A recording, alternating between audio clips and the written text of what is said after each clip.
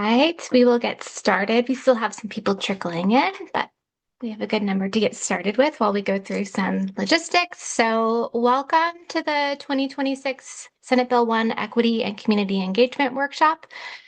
So, this workshop will focus on continuing to advance our considerations of equity and community engagement in all three competitive SB1 programs. So, that includes the Local Partnership Program, the Solutions for Congested Corridors Program, and the Trade Corridor Enhancement Program. Next slide, please. Okay, so for some introductions, I'm Beverly Newman Burkhardt. I primarily manage the Trade Corridor Enhancement Program, but for this cycle of the SB1 programs, I am also kind of coordinating our efforts on updating our equity and community engagement considerations.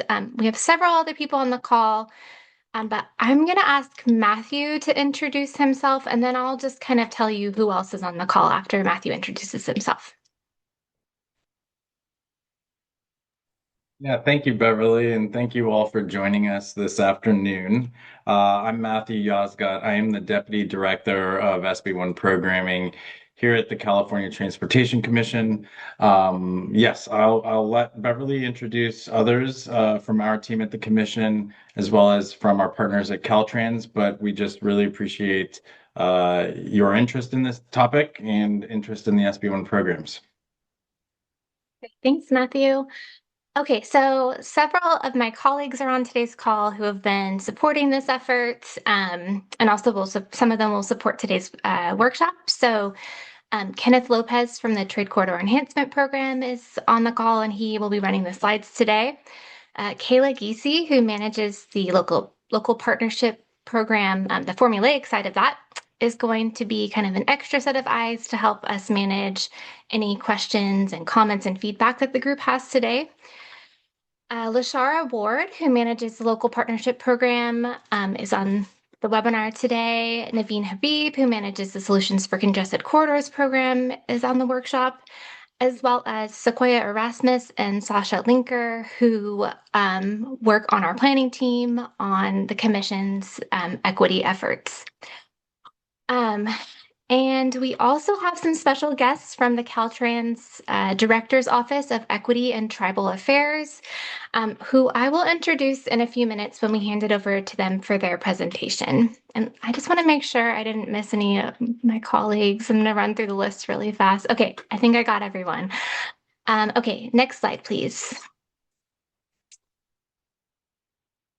Okay, so we really hope that we can get your feedback and ideas today during today's workshop. So I wanted to share some information on how you can participate in today's workshop. So each attendee is registered with a unique webinar access link. Please don't share this link. It's associated with your individual registration, and it could result in kind of any access issues or confusion on our end during the session. In the webinar control panel, there are two icons. So there's a raise hand icon if you would like to make a comment or provide input. And please begin your comment by stating your name and whatever organization or agency you're from. We also have a Q&A function where you can submit written comments and we can read those for you. It's helpful if you're submitting a written comment. We can obviously see your name, but if you could also include in that comment your organization or agency, so we know that as well. And I will be pausing for comments throughout today's workshop. So if I don't get to you immediately, or if we don't get to your question immediately, don't worry, we'll definitely get to you, and we can always go back to, if it was on a previous slide, we can always go back to that slide and take whatever comment or input that you have. Next slide, please. Okay, so this is just kind of a reminder of how our workshops are run. The first bullet says agendas will be posted prior to each workshop. Unfortunately, an agenda was not posted for this workshop, but we did send out, I sent out the presentation to everyone who was already registered yesterday, if they were already registered as of about 4:30 p.m. And The presentation will also be posted after the workshop. I think it will probably go up today or early tomorrow. And then the recording will also be available. That usually, I would say, takes about a week for that to be available. Um, we develop recommendations based on the discussion we have today and the feedback you provide. And then for our workshops, previously covered topics aren't revisited unless determined necessary. Next slide, please. Okay, so this is the agenda for today's workshops. So um, again, this workshop is only focused on equity and community engagement in the SB1 programs. So first up, we have a guest presentation from the Caltrans Director's Office of Equity and Tribal Affairs on the California Department of Transportation Equity Index, or you may hear it referred to as EQI throughout today's workshop. And then after that presentation, we'll go over some background information. So we'll update everyone on our current efforts to update the equity and community engagement considerations in our programs.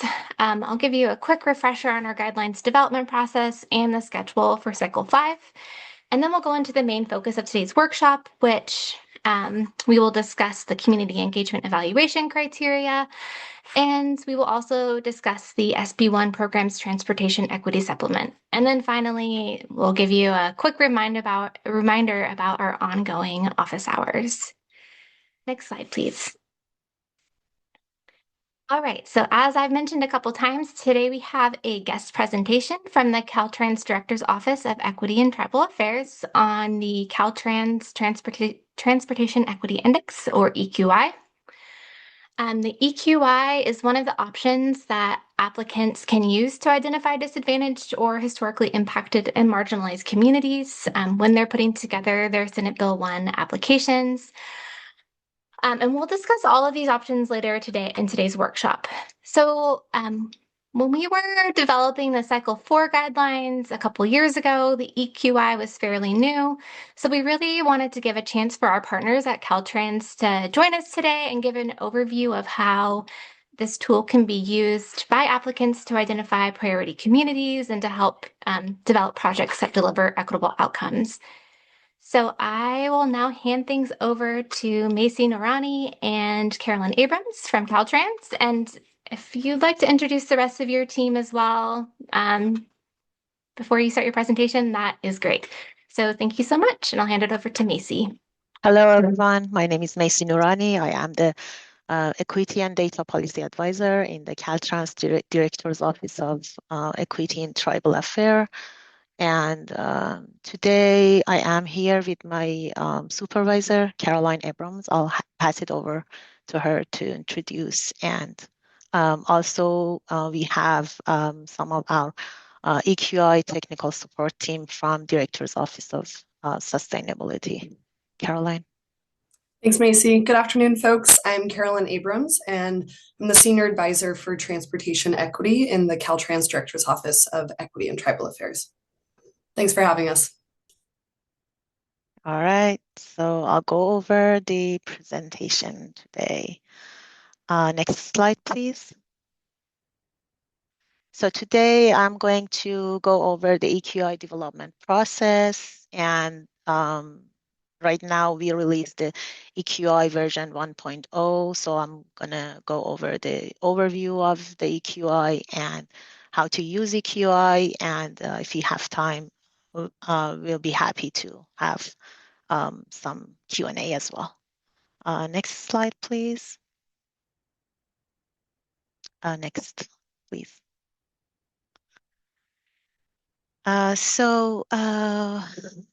EQI development process timeline. Caltrans began developing the EQI in 2021. Early engagement focused on state agency partners, internal and external advisory groups, MPOs, and RTPAs. During the summer of 2022, the EQI team primarily worked on the technical development of the beta version of the EQI and tested the output to evaluate population coverage and other statistics. Another round of engagement kicked off with an information session in early fall of 2022, where the EQI concept was presented to more than 100 key partners, and feedback was solicited through a survey following the session. During the fall of 2022, the beta version of the EQI was presented at the California Transportation Commission meeting, and additional meetings were held with partners, including with disability advocacy groups and Caltrans safety programs to discuss specific aspects of the index. Throughout 2023, our team disseminated information about the tool to introduce people to the beta version and continue to solicit feedback from our partners on the technical aspects of the tool. This was done through a series of in-depth information sessions, a public comment period for both internal and external partners, and early engagement with the Interagency Equity Advisory Committee, known as the AC. Our team continued to develop and refine the tool and officially launched version 1.0 in March of 2024. Since then, our team has been focused on integrating the tool into Caltrans policies and processes through various use cases.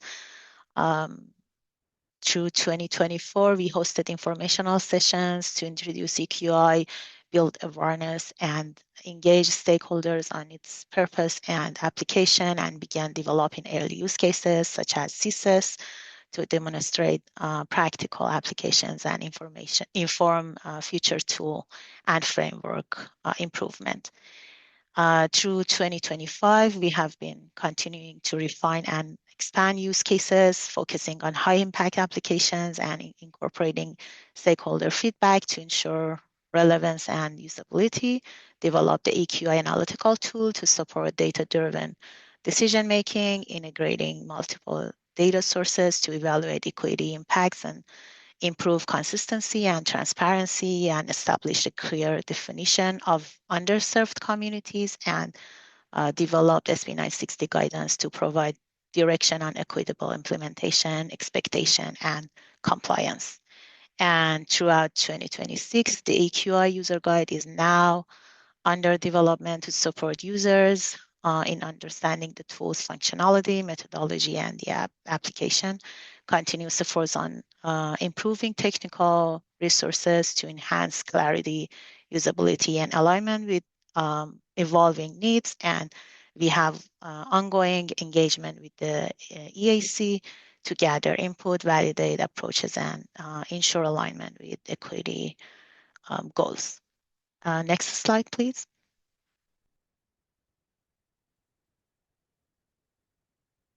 Next. Overview of the tool. EQI is a spatial screening tool designated to recognize transportation inequities at a granular level. The EQI integrates transportation and socioeconomic indicators to identify transportation-based priority population. In other words, the areas throughout the state where communities experience a larger share of burdens and fewer benefits from our state's transportation system.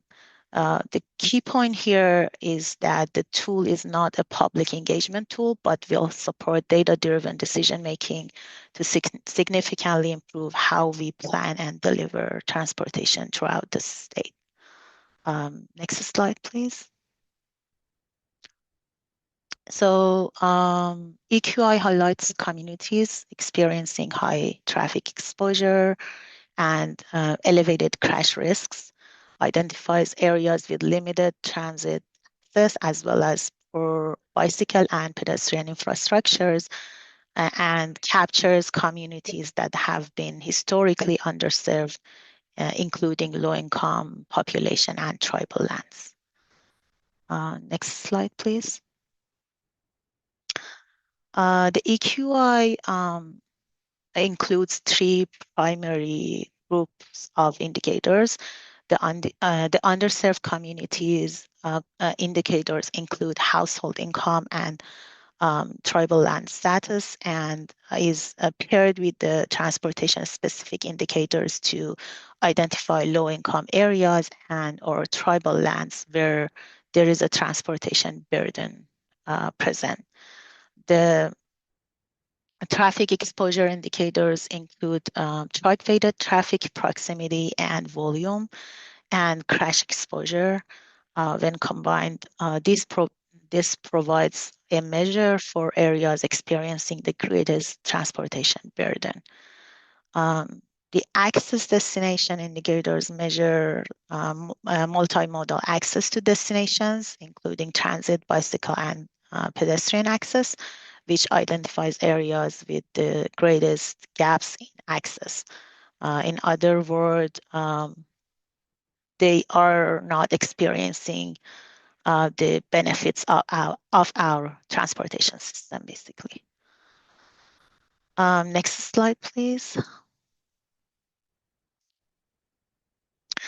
So this graphic shows how the EQI combines the underserved community layer with key transportation indicators to produce targeted screening output. Underserved community layer, each screen begins with the underserved community layer, ensuring equity is centered across all analysis. When this layer combined with traffic proximity and volume or crash exposure, the tool identifies communities experiencing higher transportation-related burden. When paired with access indicators, it highlights communities facing barriers to reaching jobs, services, and essential destinations. And then finally, when traffic exposure and access to destination are considered together, the tool identifies priority populations with compounded transportation challenges. These are the communities that experience the greatest burden and receive the least benefit from our transportation system. Next slide, please. So EQI supports alignment with key state policies, including SB 960, AB 1550, and SB 535, helping ensure compliance and consistency in implementation, provides a framework to guide equity-focused planning and investment decisions, directing resources to communities with the greatest need, and promote transparent and defensible decision-making by using clear data-driven methods. And finally, establishes a consistent statewide approach for identifying and prioritizing transportation needs across communities. Next slide, please. EQI can be applied across the full transportation project lifecycle, supporting decisions from early planning through implementation, informs corridor studies and needs assessments by identifying priority communities and key transportation challenges, supports project initiation document, PIDs, by providing data-driven context on equity and community impact in pre-PID related documents such as TIPSs, strengthens state and federal grant applications by clearly demonstrating needs and alignment with equity goals, and helps identifying communities for targeted outreach, ensuring more inclusive and effective engagement efforts. Next slide, please. So this image shows the EQI version 1.0 web map, which allows users to explore equity data across California in an interactive format. The map displays EQI screening results at the census block level, providing detailed, localized insight into community conditions. User can turn individual EQI screens on or off, such as like traffic exposure, access to destination to focus on a specific indicator. And the legend helps interpret different EQI layers, making it easy to understand how communities are categorized. And there is a built-in links which provides users with additional EQI information guidance and supporting resources. So overall, the map serves as a user-friendly tool to support planning, analysis, and equity-focused decision-making. Next slide, please. And we have developed EQI analytical tool, which allows users to input project component, evaluate baseline transportation condition, generate automated reports, and assess potential project impacts. Project report is automatically generated for the user, and the report includes baseline condition at project location, EQI indicator results, potential impact of project component, which can be positive impact, negative impact, and neutral impact. And this helps planner evaluate how project affects transportation equity. Just a side note that EQI analytical tools should be used alongside local knowledge, field observations, community engagement, and regional planning input. EQI highlights potential areas of concern, not final determinations. And next slide, please.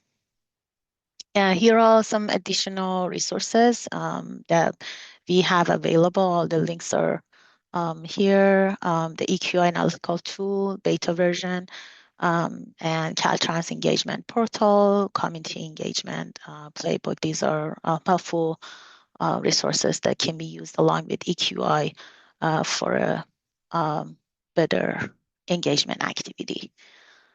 Next slide, please.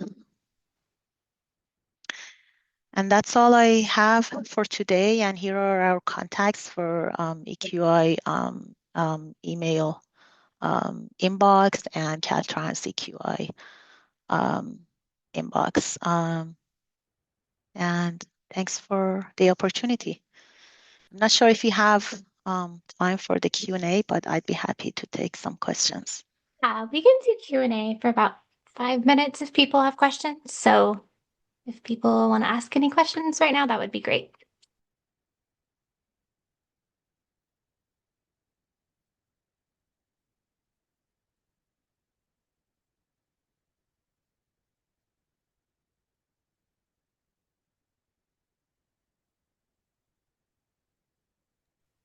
We have one comment, not a question. That was a great presentation, which I completely agree. Thank you. Really enjoyed your presentation and learning more about the tool. Thank you so much, Hubin. And thanks, Beverly, for the opportunity. All right. I don't see any other hands raised. So thank you again for joining us today, Macy and team. And if people do end up having questions about the tool, can they reach out to you, or do you guys have a program inbox that they can email? Sure. I provided the email inbox at the end of my presentation. It's just perfect. directly we have the EQI like Caltrans inbox, and also they can also contact me directly. I'd be happy to take any questions. So we will post your slides as well, so everyone has access to that contact information. And then if anyone emails us with questions, we'll also pass it along to you. Thank you so much. Again, thanks for joining us. All right. Okay. Next slide, please. Okay, so before we kind of go into the main content today for the workshop, we wanted to provide an overview of some of our efforts to update our equity considerations in the SB1 programs. Then I'll also give a refresher on our guidelines development process and an overview of our schedule and timeline for Cycle 5. So this workshop won't go into in-depth to into any program-specific overviews.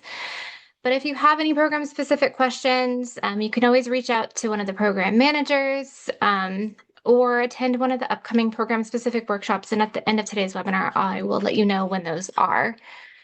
Next slide, please. Okay, so this workshop will focus on two main documents that outline our considerations of equity and community engagement in the SB1 programs. So we will discuss our community engagement evaluation criteria and our Senate Bill 1 programs transportation equity supplement. So we have three concurrent efforts to gather feedback and ideas to update these documents that are happening now. There's today's workshop, which is where we're asking for input from our broader group of program partners. We also have 4 subject matter experts from our Interagency Equity Advisory Committee who are reviewing these documents and providing in-depth feedback and ideas. And then next week, in addition, we'll be presenting to the Interagency Equity Advisory Committee Community Engagement Policies and Practices Subcommittee. That's on Monday, April 20th. And we'll be asking for kind of higher level input from a larger subset of our Equity Advisory Committee with the knowledge that we'll be getting more in-depth input from our 4 subject matter experts who are helping us.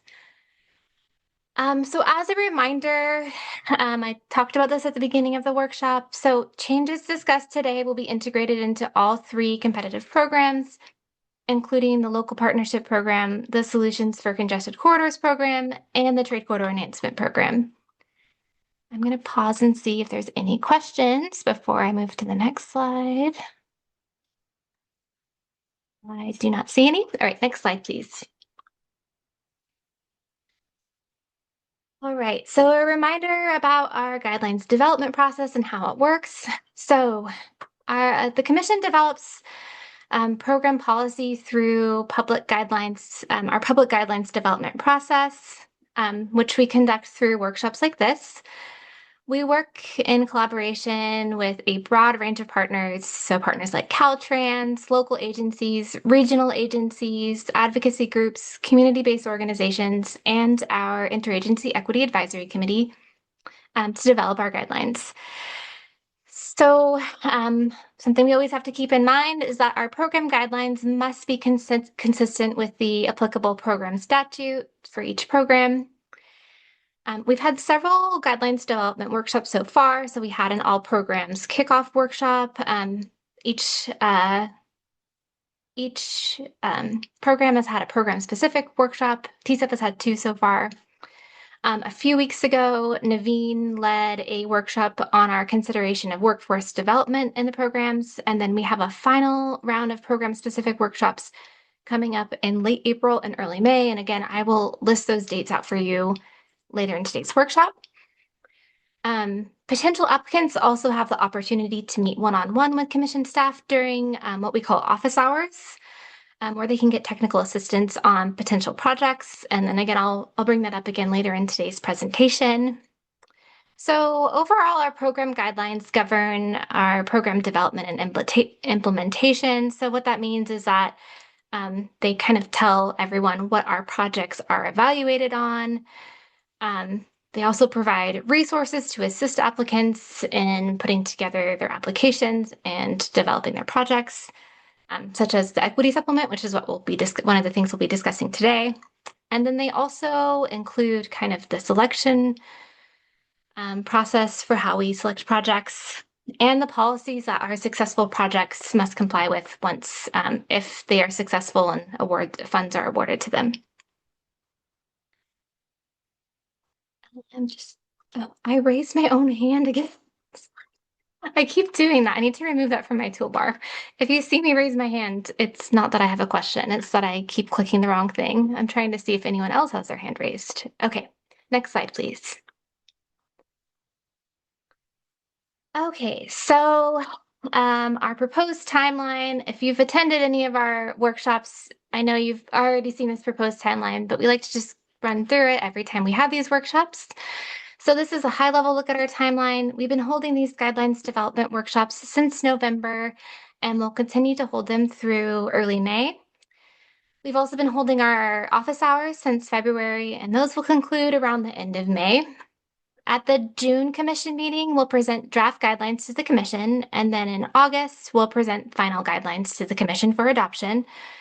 And then once the guidelines are approved, the call for projects will be released and applications will probably be due just before Thanksgiving like they were last cycle. And then we go into our application evaluation process. And as with last cycle, members of our Interagency Equity Advisory Committee will be evaluating the community engagement portions of every application submitted to us. And in the summer of 2027, we will release our staff recommendations and present them to the commission for adoption. And as a reminder, this cycle will include 2 fiscal years of funding for each program. So I will pause once more to see if there are any questions. Don't see any. Okay, next slide, please. Okay, so the first topic that we're going to discuss today is our community engagement evaluation criteria. Next slide, please. So all projects submitted to the SB1 programs are evaluated for their ability to create mobility opportunities for Californians, especially those from disadvantaged or historically impacted and marginalized communities. So projects that do well in these criteria demonstrate meaningful and effective public participation in decision-making processes. And as I mentioned previously, subject matter experts from our Interagency Equity Advisory Committee serve as the evaluators for our community engagement criteria for each application.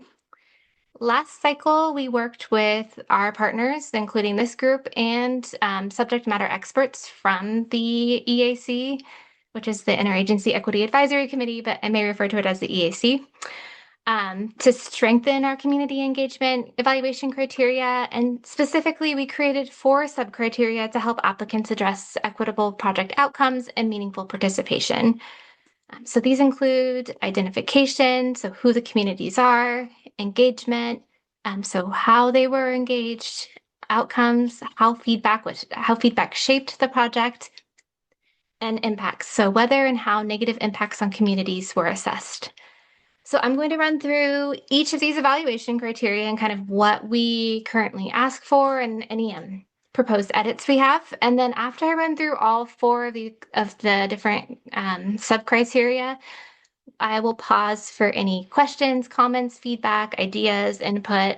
So I'll run through them first, and we can always switch back to an earlier slide if you want to look at something again before or during while you make your comment.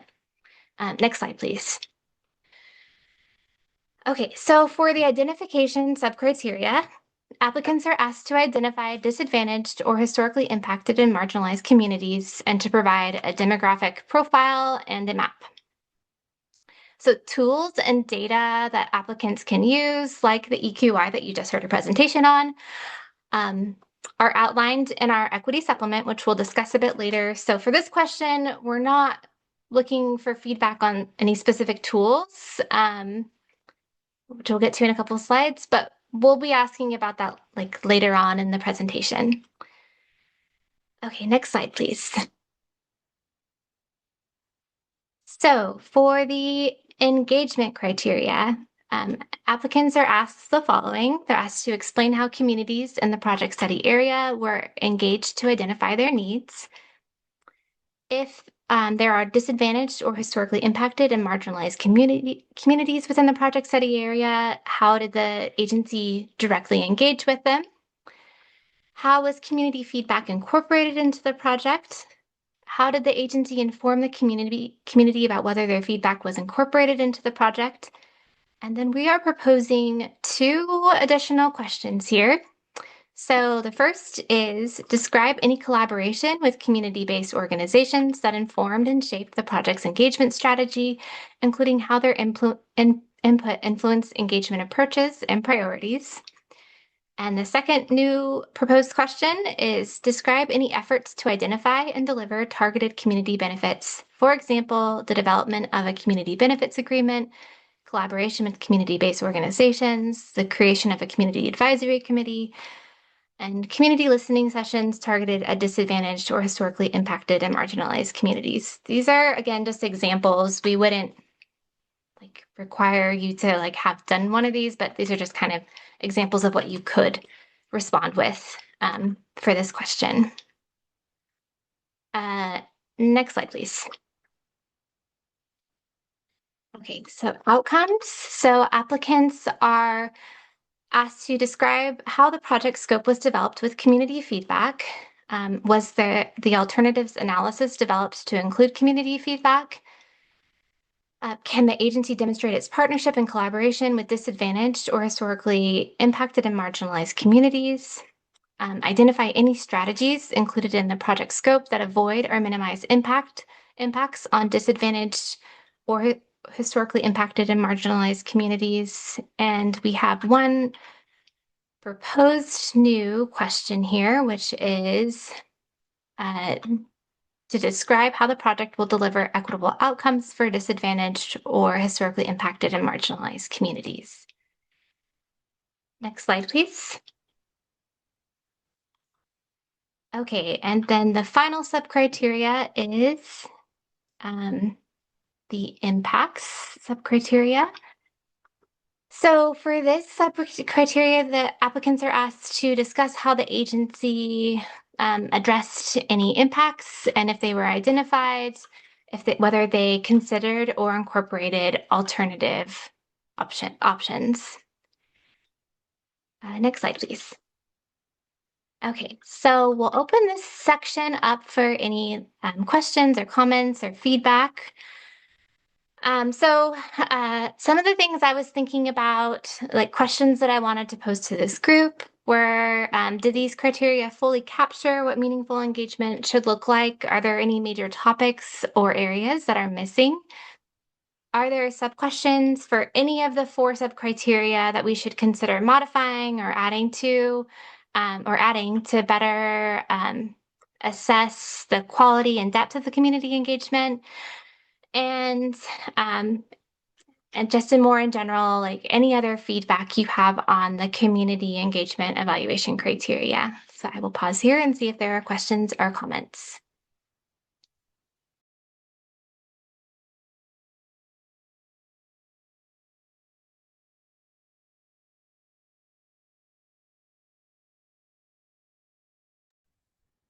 All right, we have one hand raised. I'm so sorry if I butcher your name, please correct me.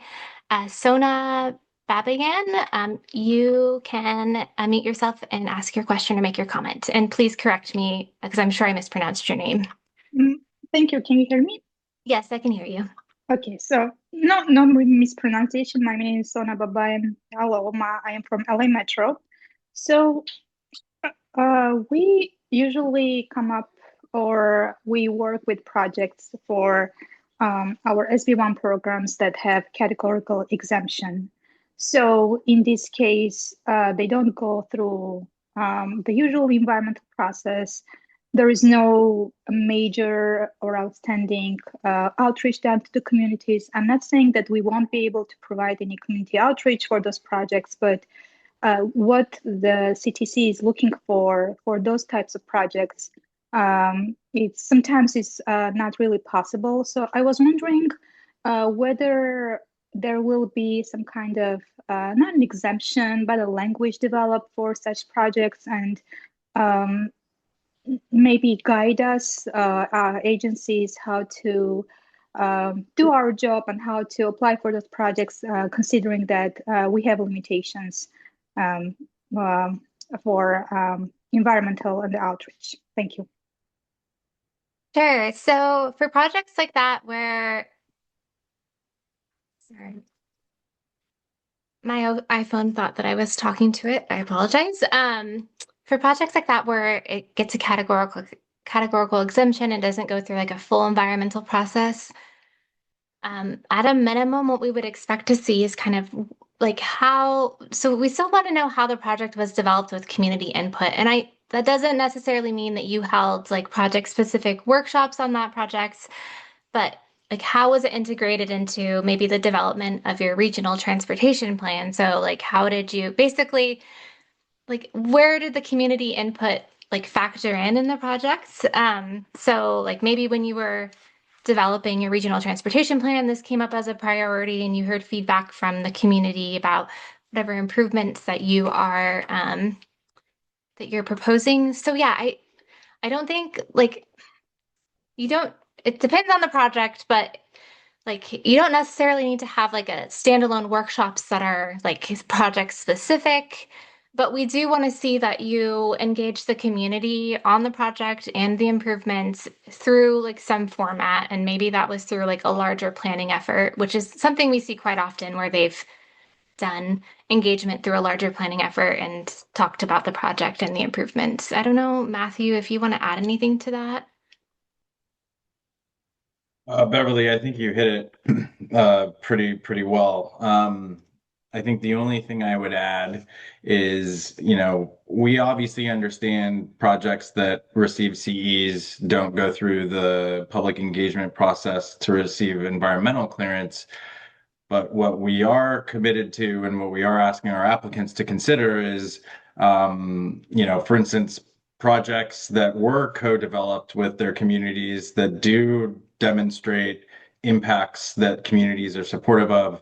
Those projects are going to perform particularly well in this category. So I just want to remind everybody, competitive programs, uh, have multiple criteria depending on if we're talking about TSEP or SCCP or the local partnership program. Um, you know, there are several criteria where projects will be competitive, but in this instance, first of all, yeah, there wouldn't be an exemption just because a project went through CE and didn't perform any project-specific engagement. Beverly covered some of the additional engagement that an applicant would undergo. For instance, in our trade corridor program and our solutions for congested corridors program, both of those require all projects funded with our SB1 investments must be included in a regional transportation plan. We understand all of the agencies, all of the MPOs that stand up RTPs must undergo public engagement process, which Beverly covered. The only additional item that I would add is kind of escaping me right now. So maybe I'll think of it and come back on. But Sona, we understand. Oh, I did remember because you represent LA Metro, and I'm very well aware that Metro has a very positive and robust public engagement strategy as an organization. So that was the piece that I wanted to mention. We understand that a lot of our partners delivering on transportation investments are doing positive, effective community engagement. We would want our applicants to explain that, even if a particular project didn't have a standalone workshop or a standalone engagement conducted around it, because we would understand if an agency has a positive community engagement strategy and a plan in place, that would explain to us that there is a system in place for the community to not only be notified and made aware of projects that will be built in their backyard, but that they have an opportunity to provide input to our respective implementing agency partners. So I think between Beverly's response and mine, hopefully that gives all of our audience members that are considering projects to submit in the SB1 programs an idea of how to build this out. But we do ask some specific questions such as what type of feedback did the community provide on the specific project? How did you take that feedback and incorporate it into project design? There will be applicants that will be able to demonstrate that, and those projects will be, receiving marks accordingly in this criteria. So hopefully that explains the possibilities for the example brought up. Thanks, Thank Matthew. you. Yes. Thanks, Sona.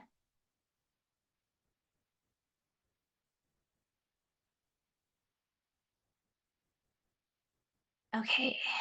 And Beverly, I'm going to just say, because I don't think you've called this up, I am supposed to be watching the Q&A for you and the hands raised for you. I know you can pretty much manage any hands raised, but so far we do not have any additional questions in the Q&A. We can move on to the next section, and then if anyone thinks of anything, we can always come back to this. We have plenty of time in today's workshop, so we can always come back. All right, so the next thing we'll cover is the Senate Bill 1 program's Transportation Equity Supplement. Next slide, please. Okay, so the Senate Bill 1 Transportation Equity Supplement was developed for the third program cycle in collaboration with our Equity Advisory roundtable, which kind of preceded the current Equity Advisory Committee. So this document is intended to be a practical resource for our applicants, so to help them demonstrate effective community engagement and equitable outcomes, and to provide kind of the resources they need to do that. So the supplement provides guidance on several things. So it provides guidance on example indicators to identify disadvantaged or historically impacted and marginalized communities. And this is primarily to help applicants with that identification evaluation subcriteria. Effective and inclusive engagement strategies. So that provides guidance that's related to the engagement evaluation subcriteria. Equitable project benefits. So that provides examples that are kind of applicable to that outcome subcriteria. And then it also provides some anti-displacement resources. And this cycle, we're proposing to add a new section with tribal engagement resources. So last cycle, we worked with this group and our EAC to expand and improve these resources and examples. And every cycle, we'd really like to continue improving them to make them as helpful as possible and to help advance more equitable projects across our programs. So I'm going to go over each of the sections I listed individually, and I will pause at the end of each section to give you all a chance to provide any input for each kind of category of resources. Next slide, please. Okay, so the example indicators used to identify disadvantaged and historically marginalized and impacted communities. So in this section, we have several different tools and data sets that applicants can use. Applicants are given kind of multiple options to choose from to fit the diverse context of California's communities. So the tools that we have listed in there include the Caltrans Transportation Equity Index, which you just heard a presentation on. And that looks at underserved communities, traffic exposure, access to destinations, and transportation-based priority populations. We also have the Cal EnviroScreen tool, which measures pollution burden and health conditions and socioeconomic conditions. We have the Healthy Places Index, which measures community health and opportunities. We did previously have the US DOT Equitable Transportation Community Explorer, which was a federal level tool, which I really liked that tool. It had a lot of different things that it measured, and one of the things it had in it was kind of redlined communities. Unfortunately, in January 2025, the federal government removed that tool from public access. So we'll be removing that, unfortunately, from the equity supplement. We also include federally recognized tribes and projects benefiting California Native American tribes. We have median household income, which measures economic disadvantage. We also include regional definitions such as equity priority communities and communities of concern. So a regional definition must be adopted as part of a regional transportation plan or a sustainable community strategy. And applicants can also submit documentation to demonstrate benefits to disadvantaged or historically impacted and marginalized communities that they can't identify using one of these tools. So for example, they could submit data to demonstrate that the target population for the project includes, for example, a significant portion of immigrants or seniors or individuals with disabilities or households that don't have vehicles or unhoused individuals. And those are just some examples. Next slide, please. So we wanted to see if this group had any inputs on these tools. We're specifically curious to know if there are disadvantaged or historically impacted communities that are not adequately identified by the current tools or indicators, and if there are, do you know of any tools or data sets that could help identify these communities? And then any additional tools or data sets that we should consider including, as well as any other feedback you have on this topic. So I will open it up for questions.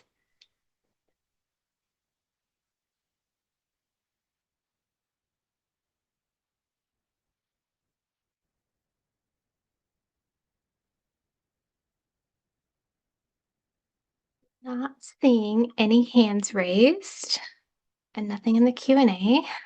I'll give it a few more seconds.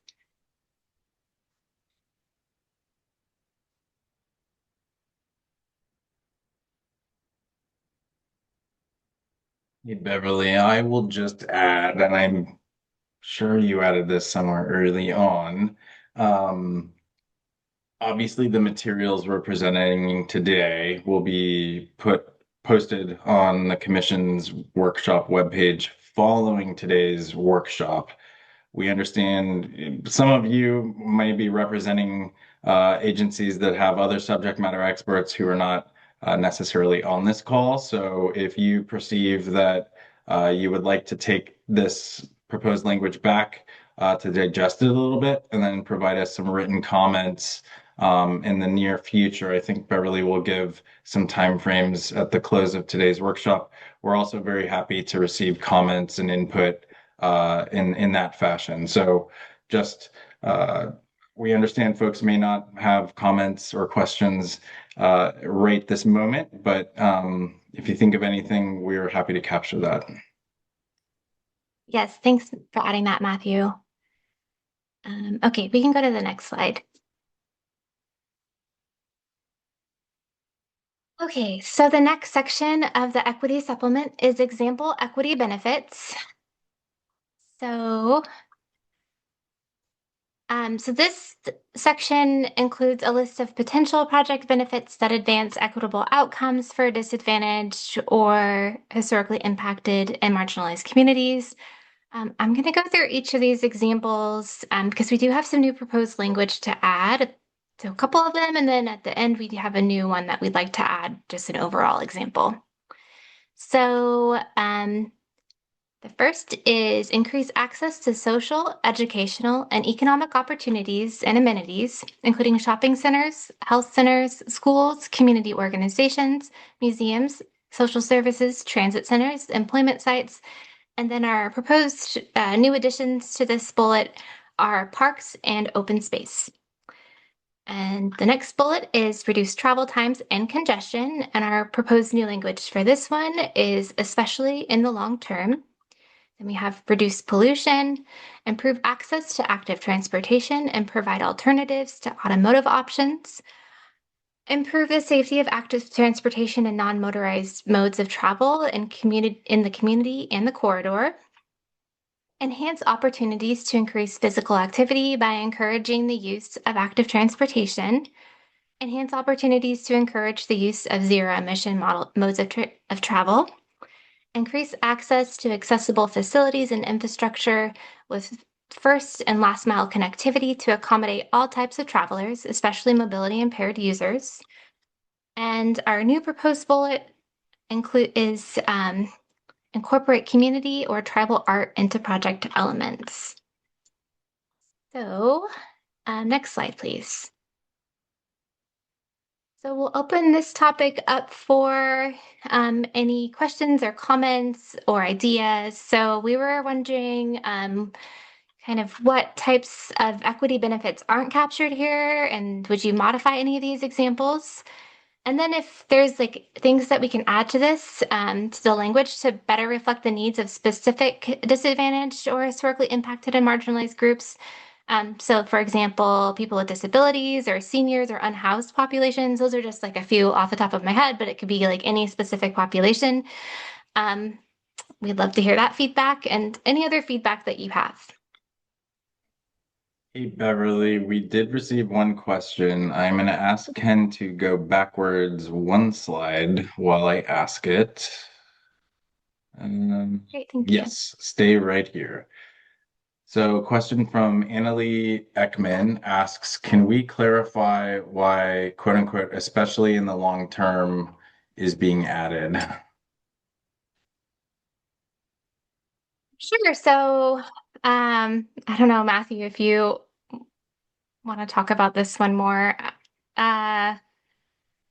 So we're kind of looking at projects that have like a long-term impact to travel times and congestion, meaning they're proposing elements or project features that would like have a more lasting impact on like those conditions. But we're saying especially because we still recognize the benefits of other projects. And Matthew, I'll turn it over to you. Yeah, no, Beverly, I'll add, anytime we contribute or invest funds in a transportation project, we ask for several varying performance metrics, and those performance metrics are intended to be calculated or forecast over a 20-year period, from a non-built environment to a built environment, and then 20 years of that built environment. So by saying, especially in the long term, we are aiming to capture any congestion relief tied, regardless of the type of project. We know local road, on system, rail, transit, and active transportation projects can all offer degrees of congestion relief. We are asking applicants to explain if they want it to be considered a community benefit for equitable outcomes, the degree to which they anticipate travel time savings and congestion relief over that long term. So I would say the long term should only, I know long term can be defined in different ways. We're only looking for a term that has been modeled and forecasted within the application already. Thanks, Matthew. And then we received another question from James Mejia. Would SB1 funds pay for local community artwork?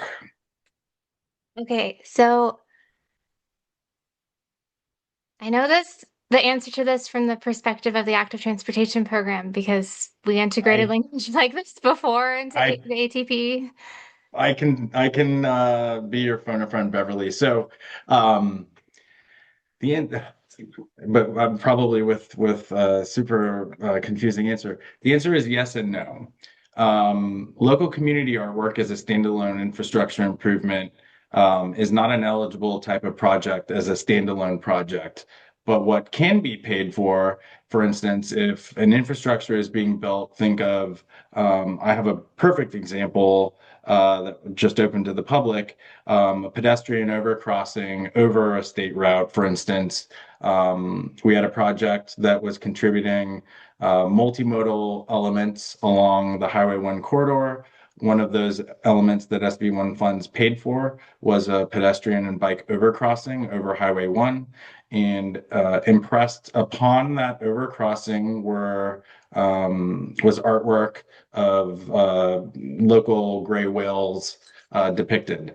SB1 funds can absolutely pay for that type of infrastructure if it is tied to the transportation element. So that's why I say yes or no. Yes, it can be paid for if it is a part of the infrastructure that performs the transportation output.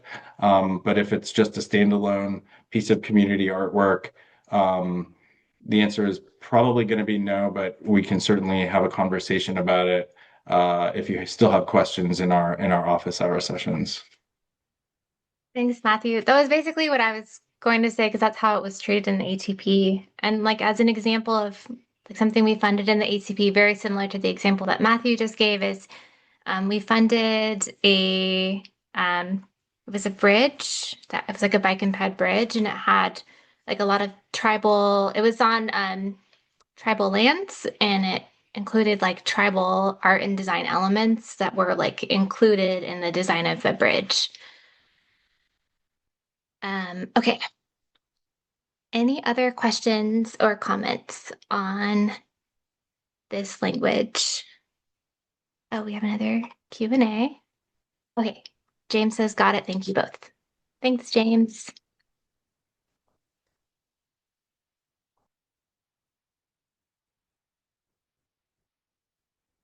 Okay, well, I'll pause for like 5 more seconds and then we can move on to the next section. All right, next slide, please. And then I think you have to skip another one ahead. Okay, thanks, Ken. All right, so example, engagement and inclusion strategies. So this section, there's actually 2 slides of examples of engagement and inclusion strategies to help ensure that community engagement is meaningful and inclusive. We don't actually have any proposed edits to this list.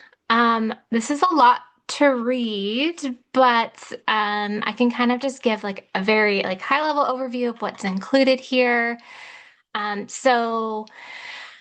We have kind of providing resources and engaging with communities in multiple languages and formats, developing relationships with community-based leaders, groups, and organizations such as environmental justice groups, religious or spiritual leaders, individual advocates or community organizers, like lots of different types of community leaders or groups that you can engage with. Also engaging with community members who may face barriers and including formerly incarcerated persons, undocumented persons, individuals with disabilities, displaced and unhoused persons, and lesbian, gay, transgender, and queer communities. Collaborating with community-based groups and organizations to establish a local or regional project study area organization or committee, developing a community benefits agreement, which is one of the examples we listed, and kind of our question that we added to our community engagement evaluation subcriteria. Next slide, please.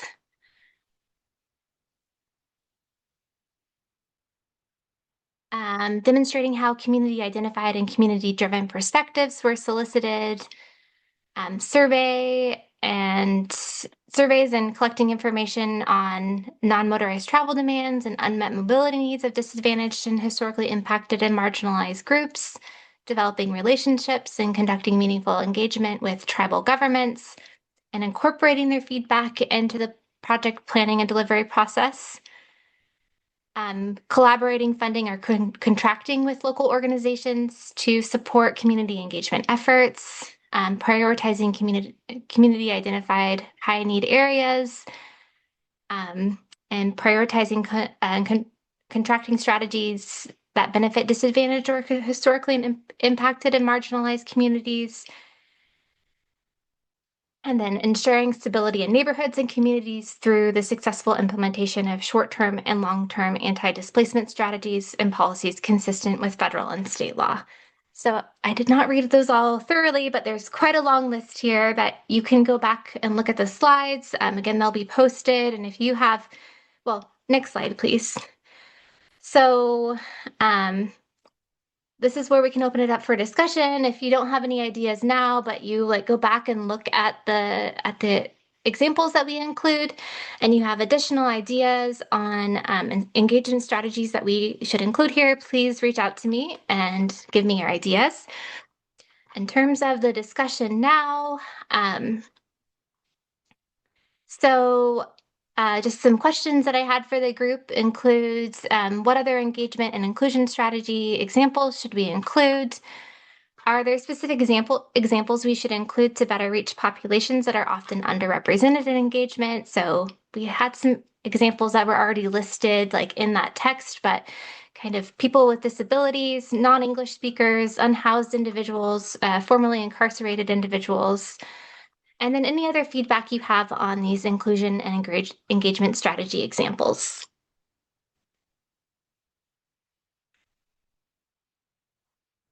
So we'll open it up for comments if people have any.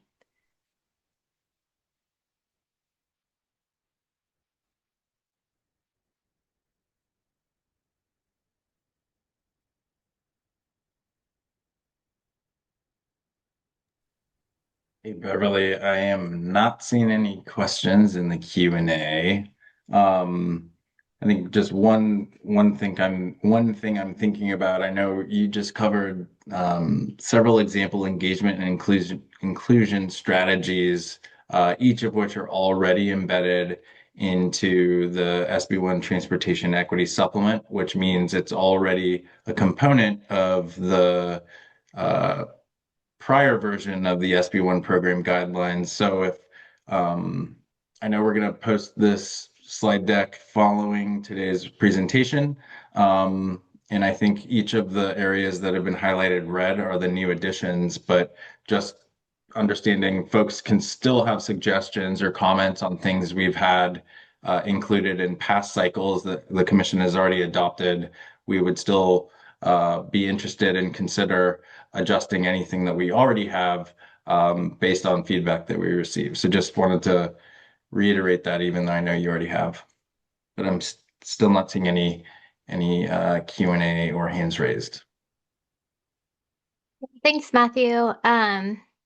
Yeah, so if you want to go back and look at these, and you'll notice that a lot of our suggested edits or proposed edits are actually like kind of expanding on existing language or modifying existing language. So if you have other edits like that you would like us to consider, please reach out and let us know, and we can consider incorporating them. Okay, we can move to the next slide because I'm not seeing anyone raise their hands. Okay, so the next section is anti-displacement resources. So this includes links to several different resources that applicants can use to kind of get more information on how they can develop effective anti-displacement strategies or strengthen their current strategies. So have a few different examples, and these were the examples we used last cycle. So there may be some new documents that came out between last cycle and this cycle that could help applicants with their anti-displacement policies and strategies. So the resources that we currently have on here include the California Department of Housing and Community Development Final 2020 Analysis of Impediments to Fair Housing Choice, the Urban Displacement Project, Framework for Evaluating Anti-Displacement Policies, Greening Without Gentrification, and Transit-Oriented Development Without Displacement, Strategies to Help. I don't know how to pronounce the name of that place. I should have practiced before. Matthew, do you know? Phone a friend. Pacoima. Oh, Ken, you saved me. Thank you so much, Ken. It's Pacoima, businesses thrive. Thank you, Ken. Okay, next slide, please. Okay, so again, if you don't have any suggestions right now, but you have things that you want us to consider, just get in touch. So are there any other resources that the group thinks that we should add to this list, or any other feedback on this topic?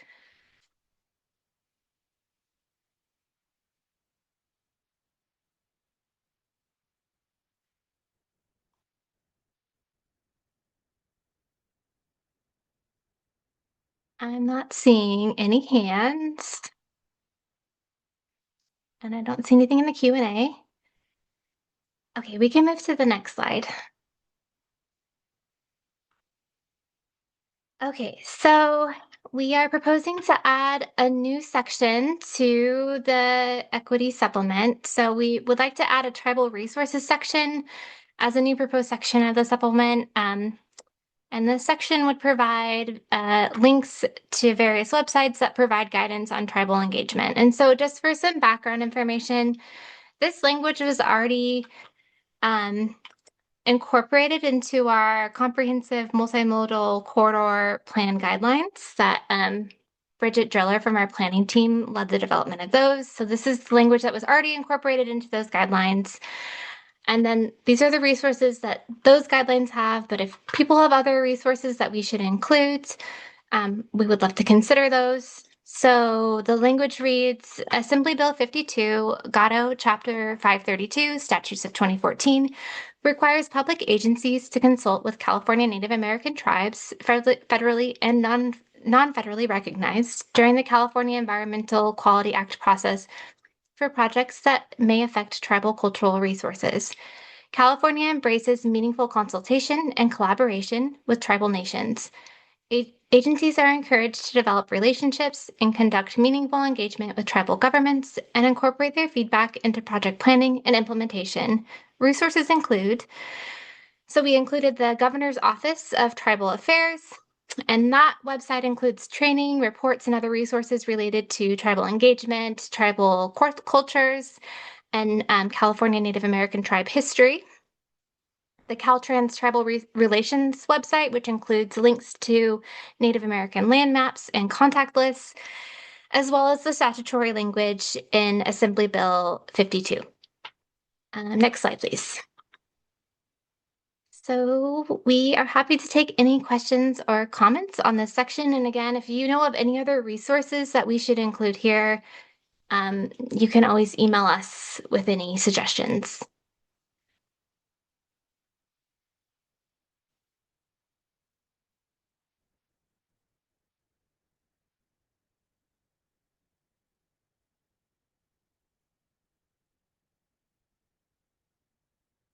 I'm not seeing any hands raised, and I don't think there's anything in the Q&A.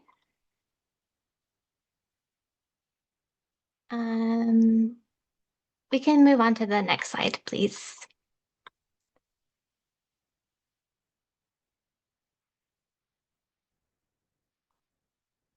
Okay, so just kind of those were the different sections that are in the equity supplement, kind of the types of resources that we provide.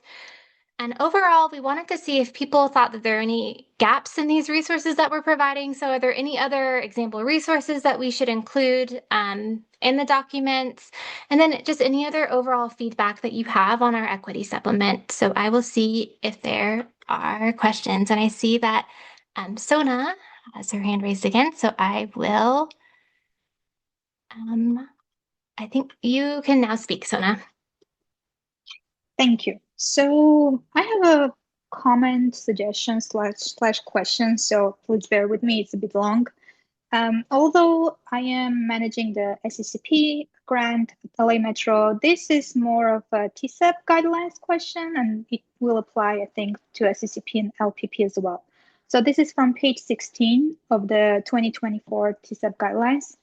The language says pre-existing community engagement plans and activities developed and implemented in the project study area in the recent past, at most 5 years before program guidelines adoption, may be referenced to respond to this criterion. The nomination must explain how and why the pre-existing community engagement plans and activities are still applicable and why developing new community engagement plans and activities either not or was either or not feasible or not necessary.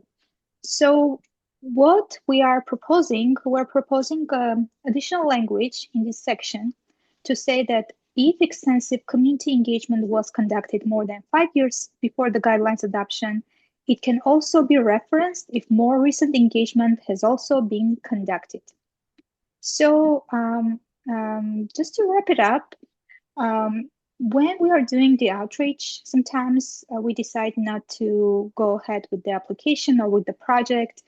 And if we have to go out to freshen up the community engagement, we would prefer not to repeat all of the outreach done because communities tend to get tired and start not showing up to our meetings. And we want to avoid that by any means. Basically, we don't want to repeat all of it. So it would be good if we could do a little bit of refresher update engagement and still be able to refer to the full engagement that has been done before. And when I say before, it's outside of that 5-year timeline. Sorry, it was a bit long. I can repeat if you would like me to, but I'll stop here. Thank you. Hey, Beverly. I'll go ahead and respond. And Okay. I appreciate the specific example. I doubt Beverly was able to switch over to the TCEP guidelines and pull up page 16 in real time. But I was, We and I had it think up. I already had okay, the well, TCEP good. guidelines up. Well, then good on you. I shouldn't have questioned that you were that quick. But with respect to including a language provision about going beyond 5 years, I can't say for certainty that we would be willing to accommodate that. But that's not to say that we wouldn't honor an agency that can describe what you just described. We would totally agree with fatigue from a community. If that community is, regularly and frequently engaged for varying projects in a regional transportation planning agency's portfolio. So to that extent, if there is community engagement that's occurred more extensively beyond a 5-year mark, this would be an opportunity. The language that we currently have in the TCEP guidelines, would still allow you to describe that and a reason or rationale why, that type of rigorous engagement hadn't occurred within the last 5 years for a reason such as community member fatigue or so on and so forth. I think the only and I've been aware of this idea as a suggestion for a little while now. So that, Beverly, is why I was hoping you wouldn't mind if I handled it. I think putting a time frame on there and describing, specifically beyond 5 years, then we get into the category of, well, we may have some agencies that have done things 10 years ago or just on the cusp of 5 years. So as far as I'm concerned, I still believe that there's flexibility built into what we currently have for each applicant to describe the recency and nature of engagement that has occurred, and offering opportunities for the applicant to describe maybe why that type of engagement hasn't occurred as recently as even 5 years ago. So the comment is absolutely noted. And if you wouldn't, if you're able or willing, if you want to submit some comments specific to this, because it was a specific portion of the guidelines that we weren't necessarily discussing today, that will memorialize the feedback from your organization, and we will absolutely consider it. But I guess you're getting kind of my candid response to this right now, in terms of, offering, oh yeah, we could absolutely integrate that. I think we would have to consider it further.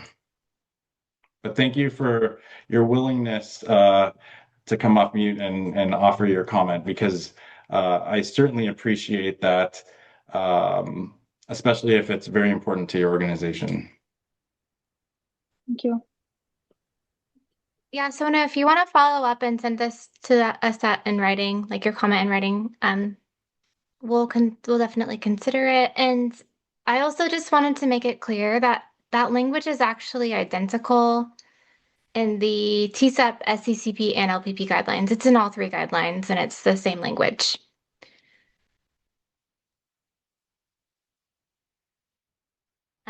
Okay.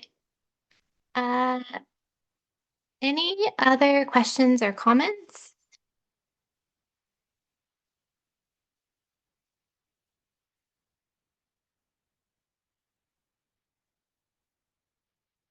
All right, we can move to the next section.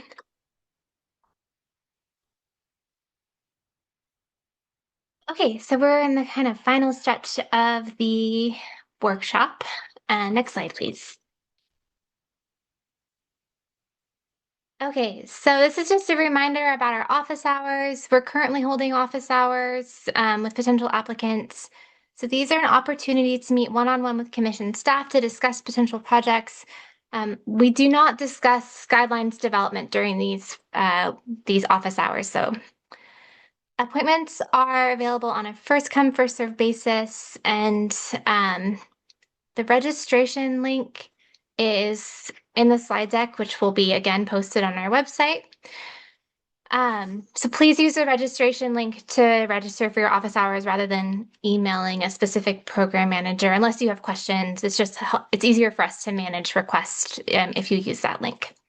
And then just kind of a reminder of what these office hours are for and how they can be most useful to you. So we really appreciate when our applicants come to these office hours prepared with questions and discussion topics, specifically because these are really meant for you. Sometimes our applicants will come to the office hour with like a presentation about their project that takes up most of the time. And although we learn about your project, I don't feel like you necessarily get that much out of it.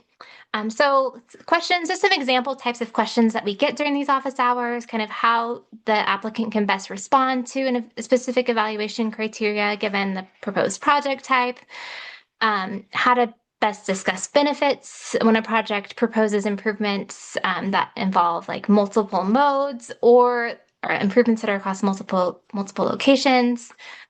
And then a lot of times they ask how they should kind of address evaluation criteria that may seem less relevant to the specific project.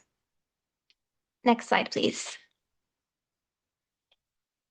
Okay, so thanks again, everyone, for participating in today's workshop. We will take your feedback back and integrate feedback where possible. In terms of, I know we've mentioned a few times that you can email us any suggestions.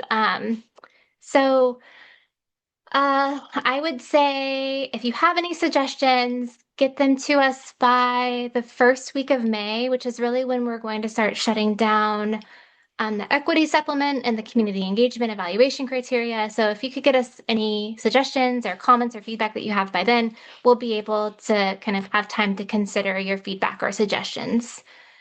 And as a reminder, there are some upcoming program-specific workshops. So on Tuesday, April 28th at 1 p.m., Naveen is hosting her final Solutions for Congested Corridors workshop. On Wednesday, April 29th at 1 p.m., Lashara and Kayla are hosting their final Local Partnership Program workshop. And then on Tuesday, May 5th, Ken and I will host our final Trade Corridor Enhancement Program workshop. And now so we can see if there's any final questions, but I don't know, Matthew, if you have any final words to share with everyone. All I would add is we certainly appreciate your attention and interest in this topic. I know this is the third program cycle going where this has been a pretty important element of how we evaluate projects. I just wanted to reiterate that Beverly did mention that we have a simultaneous review that's ongoing with our Interagency Equity Advisory Committee.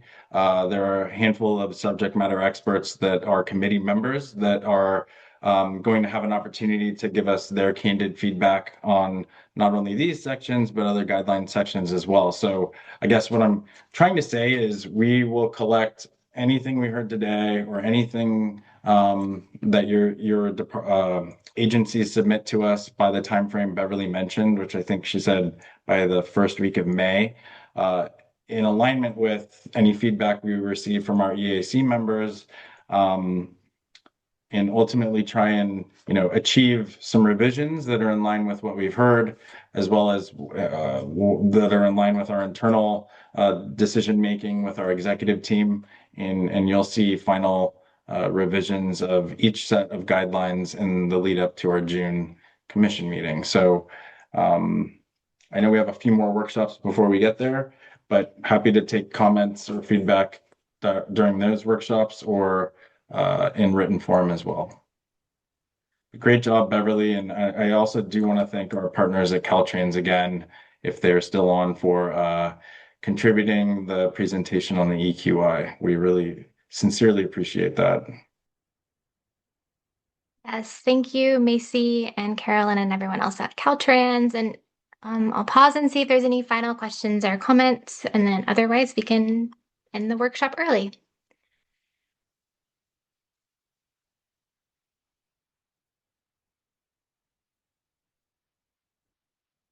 All right, I don't see anything. So I hope everyone has a great day, and hopefully we'll hear from you all and see you all at our upcoming program specific workshops. Thank you.